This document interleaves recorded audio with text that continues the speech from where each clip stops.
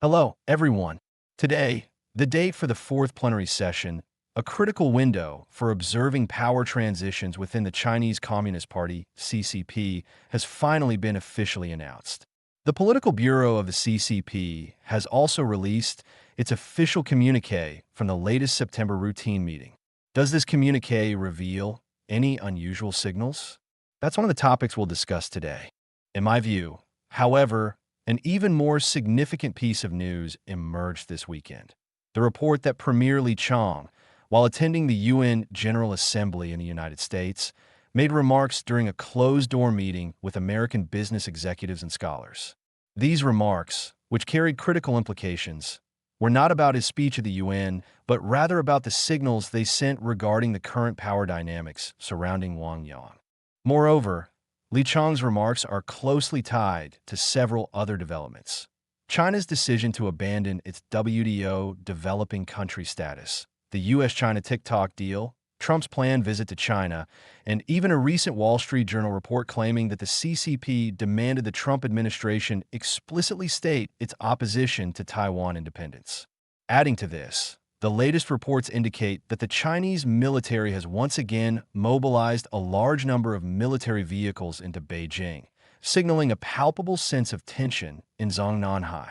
What connections lie between these seemingly unrelated events? Today is September 29th, 2025, Eastern Time. I'm Tang Jingyuan, and I welcome you to join our channel and subscribe as we use an objective perspective, logic, and common sense to uncover the truth behind the news. Let's start with the most significant development: Li Qiang's remarks replacing Wang Yang's narrative. The Wall Street Journal was the first to report this news.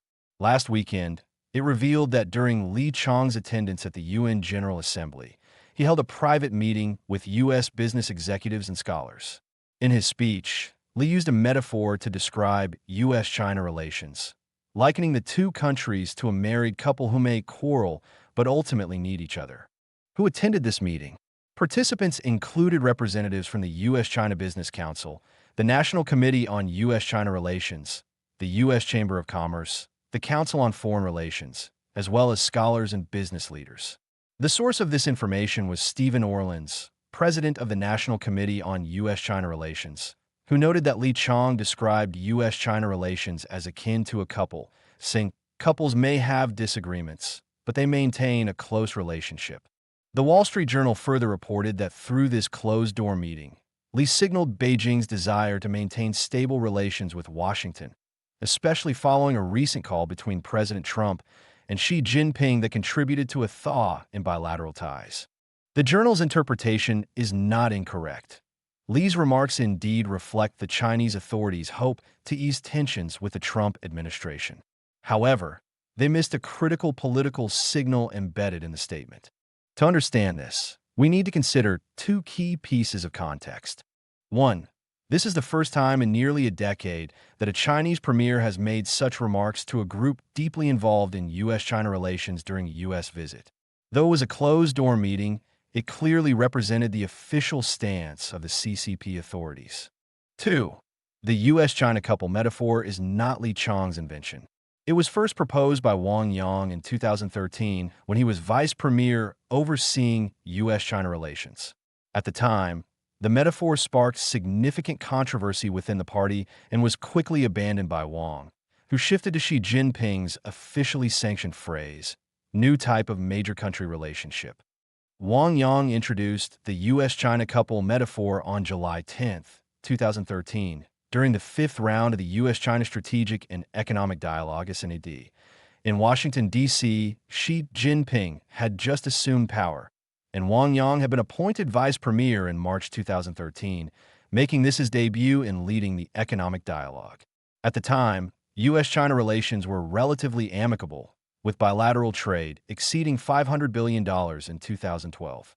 During the dialogue, Wang Yang went off script, humorously referring to himself and U.S. Treasury Secretary Jacob Lew as newcomers to the dialogue, likening them to a newly married couple. He even made a playful jab at media mogul Rupert Murdoch's recent divorce, saying, "We can't go down the path of divorce like Deng, Wendy, and Murdoch. The cost would be too high." Wang's impromptu remarks were well received at the time, with U.S. attendees laughing and major outlets like the Wall Street Journal and Reuters describing them as a colorful metaphor.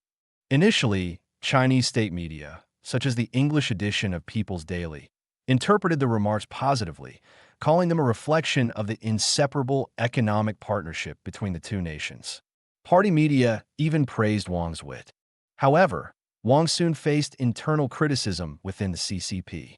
The couple metaphor was criticized for implying that China was merely a housewife, undermining the party's autonomy and international image. Public sentiment, amplified by online trolls, was even harsher, accusing Wang of being low-class, crude, and unserious. Some even labeled him as obsequious to the U.S., ignoring its high-tech export bans and strategic containment of China, and called for Xi Jinping to punish him. Due to the controversy, Wang Yang never mentioned the metaphor again, adopting Xi Jinping's approved terminology like community of shared interests and new type of major country relationship. By 2015, during the same economic dialogue, Wang shifted to describing U.S.-China relations as akin to brothers settling accounts clearly, a starkly different tone. Although there's no evidence of formal internal criticism, the U.S.-China couple became a uniquely sensitive label associated with Wang Yang, never to be invoked again, especially as Xi Jinping's power grew and China's diplomacy shifted toward wolf warrior rhetoric and narratives of the East rising, the West declining. With this context, Li Qiang's revival of the metaphor is highly unusual. First, we can be certain that Li Qiang, no matter how bold, would not dare to reintroduce this label without authorization.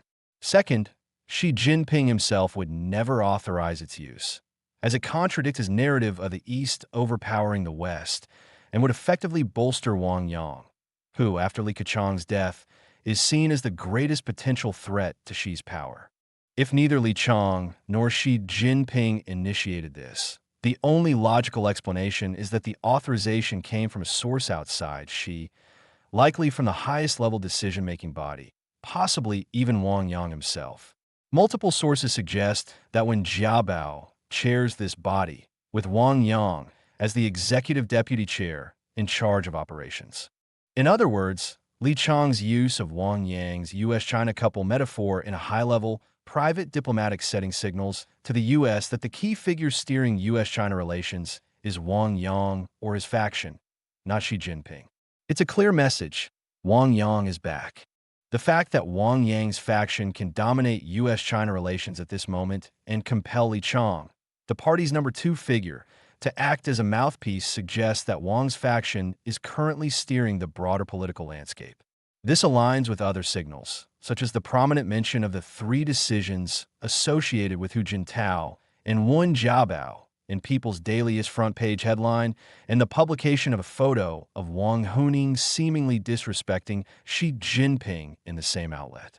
While the latter 2 signals focus on domestic politics, Li Qiang's remarks emphasize foreign policy, collectively indicating who truly holds the reins of power. Turning to Beijing's political situation, a striking new development has emerged. Domestic netizens reported to overseas outlets that on September 28th, a large convoy of military vehicles, over 100 in total, was spotted heading toward Beijing from Baoding on the highway. A short 30-second video showed armored vehicles and numerous military trucks covered with tarps, likely transporting troops. While it's theoretically possible this was a routine exercise by the 82nd Group Army stationed in Baoding, the timing, 2 days before National Day and 3 weeks before the Fourth Plenary Session on October 20th, makes it intriguing. In my view, this large-scale military movement could only have been ordered by Zhang Youxia. From every angle, next month's Fourth Plenary Session stands out as markedly different from previous ones. It signals the potential for significant developments, backed by the absolute guarantee of military force. Complementing this, multiple sources report a recent wave of mass account suspensions on Chinese social media, targeting both left and right-leaning voices.